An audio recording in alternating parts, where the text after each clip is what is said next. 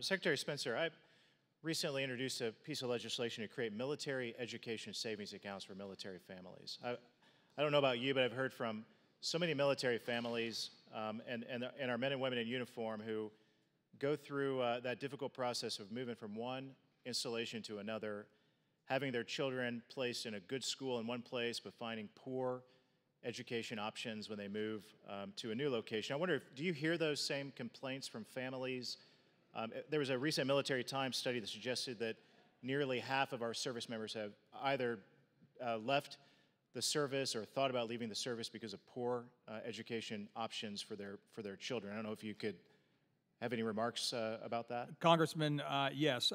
The way that I hear it is the inconsistency of the education available to those that are transferred around. There is a lack of consistency. So you do hear from our sailors about that, the difficulty of that. I understand that you have been in contact with the Department of Education about that. Yes, we have. Education savings accounts, and is that a concept that appeals to you? That appeals. Would appeal to our families, our military families across the country? To those that are educated on it on a launch basis, yes. Okay. I appreciate your brevity, but is there a good way to with your business experience? Is there a good way to create a path toward creating an option like that for our families through the DoD? And would the Department of Navy potentially be interested in a pilot program that empowering the Navy to create? I'll turn it over to the CNO, but as far as a businessman wearing my Title 10 hat, would love to see the option available. Sir, I'll tell you, probably one of the most exciting parts of what's going on in the Navy right now is how we're transforming the way we do our human resourcing.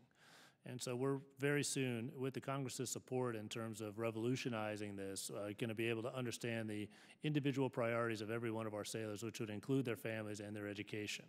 And so we'll know better that if a sailor wants to achieve some geographic stability because he wants to put his kids through school, we'll have some options that we can appreciate and offer him as a part of his compensation package.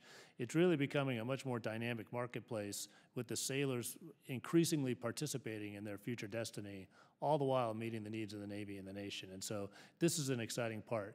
If a pilot program that would further enhance a sailor's ability to control their own destiny, educate their children, we'd be excited to participate in something like that.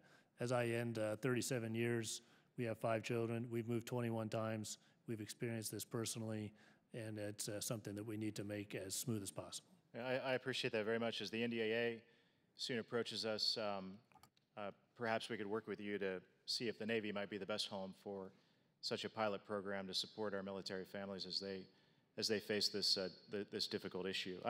I don't have more, Mr. Chairman. I'll yield back with that, but this is an important subject. Something that I hear from so many families about is as they make that tough journey in their service and faced our military families they're the last families that should be faced with the stress of choosing whether to send their children to a bad school or poor performing school because they're moved to a new station, and it's something I think this committee ought to do a lot more about. With that, I yield back.